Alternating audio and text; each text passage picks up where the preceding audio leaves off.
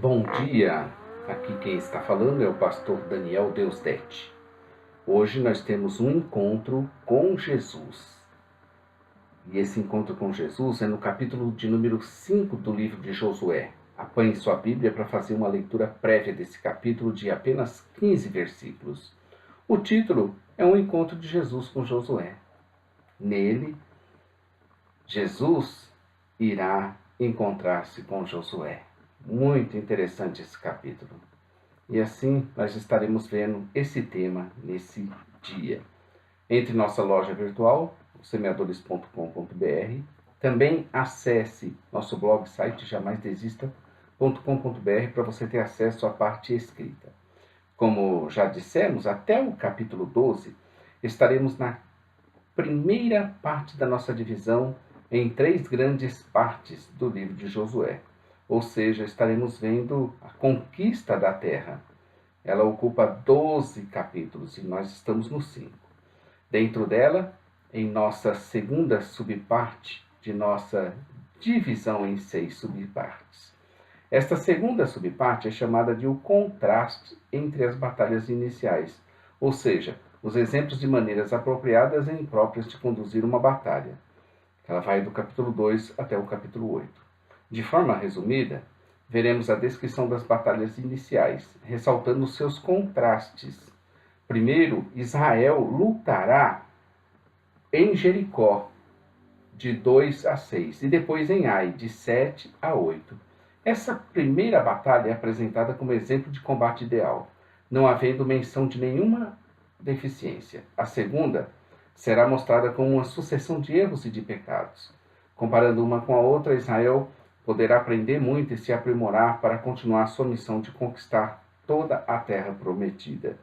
Então, o que vemos é que houve 2 batalhas logo no início. Uma bem sucedida, bem legal, obedeceram ao Senhor, fizeram tudo certinho e obtiveram êxito. E uma segunda com muito fracasso. A luta em Jericó está sendo dividida, que é essa que deu bem certo, em 4 partes principais. A aliança firmada entre os espias e Raabes, nós já vimos isso no capítulo 2. A consagração do exército de Israel, nós estaremos finalizando hoje isso, que começou no capítulo 3 e está indo até hoje, o capítulo 5. A queda de Jericó começa hoje no capítulo 13, ou no capítulo 5, no verso 13. E vai continuar até o capítulo 6. E o cumprimento da aliança firmada com Raabe. A consagração do exército de Israel. Estamos vendo Josué preparar o exército de Israel para a primeira batalha na terra prometida, consagrando os guerreiros a Deus. Antes de dar início à conquista, Josué pedirá que todos os ídolos sejam removidos. Erguerá memoriais, circuncidará o exército e celebrará a Páscoa. O presente capítulo começa falando do temor e do terror que se espalhou entre as nações por causa da travessia maravilhosa do Jordão.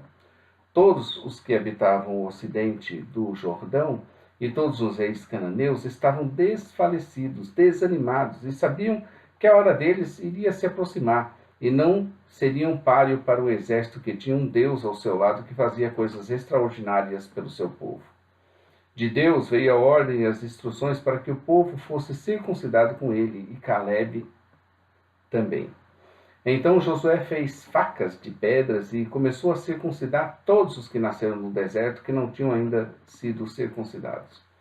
Relembramos que a população de Israel tinha 2 homens com mais de 80 anos, frutos da primeira geração, que era Josué e Caleb.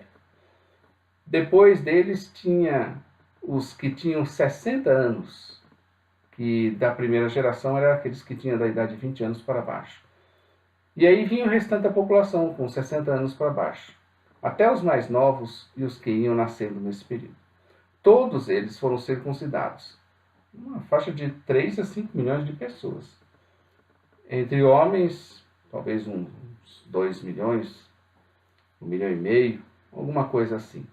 Todos foram circuncidados e ali ficaram alguns dias, geralmente de 3 a 7, para ficarem completamente curados. O nome daquele lugar onde eles foram circuncidados, a circuncisão, lembre-se que era um sinal da aliança de Deus com Abraão e um requisito para se participar da Páscoa, Êxodo 12, 48. Então, o nome daquele lugar ficou conhecido como Gilgal, porque ali o Senhor tinha retirado de Israel o opróbrio do Egito. Ou seja, houve uma promessa com um objetivo em Êxodo 3:8. Se tal objetivo não tivesse sido alcançado, a redenção do Egito se completou apenas com a entrada na terra prometida. Hein? O opróbrio ou humilhação do Egito teria permanecido. Deuteronômio 9, verso 28. Era este um momento especial e crucial na vida da nação de Israel, principalmente porque atrás deles estava o deserto e à sua frente uma nova vida na terra da promessa. Já imaginou? Atrás do deserto e na frente deles uma nova terra, uma nova vida na terra da promessa. Dois atos simbólicos marcaram aquele momento: a circuncisão e, depois que eles estavam circuncidados, a celebração da Páscoa.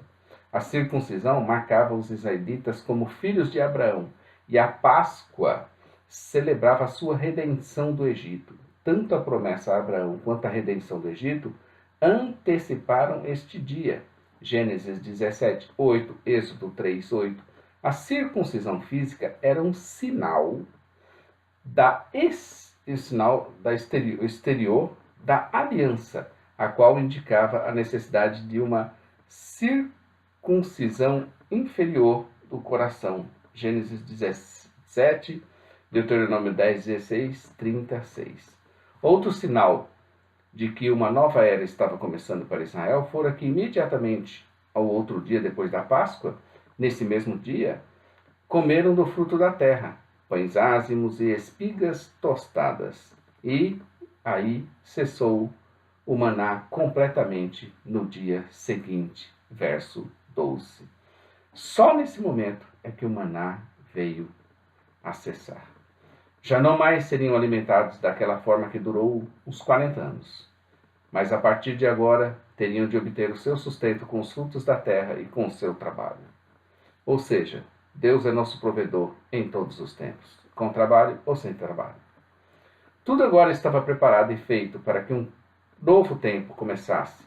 E esse novo tempo, importante nesse momento, importante, nesse contexto, nessa situação, aparece Deus para Josué. Ele estava ali diante das muralhas de Jericó, ele estava pensando, muito provavelmente devia estar orando, buscando a Deus, e ele se levanta assim, levanta os olhos e vê um homem com uma espada nua desembainhada em suas mãos. Josué, valente, destemido, cônscio de seu dever e pronto para a batalha, vai na direção do homem e lhe faz uma pergunta que era mais que uma pergunta, uma ousada provocação. Aquele homem nem afirma ser de um lado, nem afirma ser de outro lado. A sua resposta não poderia ser categorizada nos termos simples da pergunta de Josué, mas ele se identifica como o príncipe do exército do Senhor. Era ele mesmo, Jesus, o Filho de Deus, pré-encarnado, o mesmo que apareceu a Abraão e a Moisés e agora a Josué. Ele lhe fala exatamente as mesmas palavras que falou para Moisés em Êxodo 3:5. E Josué conhecia muito bem essa história e essas palavras e entendia o que Deus estava querendo e iria fazer com ele e com toda a nação de Israel. Josué, com essa aparição de Deus, já estava se sentindo um novo Moisés de Deus, que tinha por obrigação o dever de conduzir o povo para onde Deus desejasse. A vantagem de Josué sobre Moisés era o fato de ele ter ouvido atentamente toda a história antecipadamente pela boca do próprio Moisés. E a nossa é que temos ouvido pela Bíblia a história de todos eles. As experiências deles servem para nós de edificação.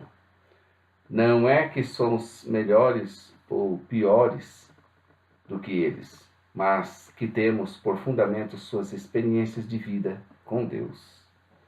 Este foi o belíssimo capítulo de número 5 de Josué, onde nós vemos Deus se encontrando com Josué, o animando, o fortalecendo, para que ele vença as próximas etapas. Logo, ele terá uma luta muito grande Seguindo as instruções do Senhor, ele derrotará Jericó. Amanhã, então, estaremos vendo o capítulo de número 6, de 27 versículos, onde veremos a Arca da Aliança e a queda de Jericó. Não perca, hein? Todos os dias estamos aqui. Acesse nossos canais, inscreva-se no nosso canal do YouTube. Isso nós te pedimos para você se inscrever para receber nossas atualizações. Também acesse nossa loja virtual, semeadores.com.br, e nosso blog site jamaisdesista.com.br.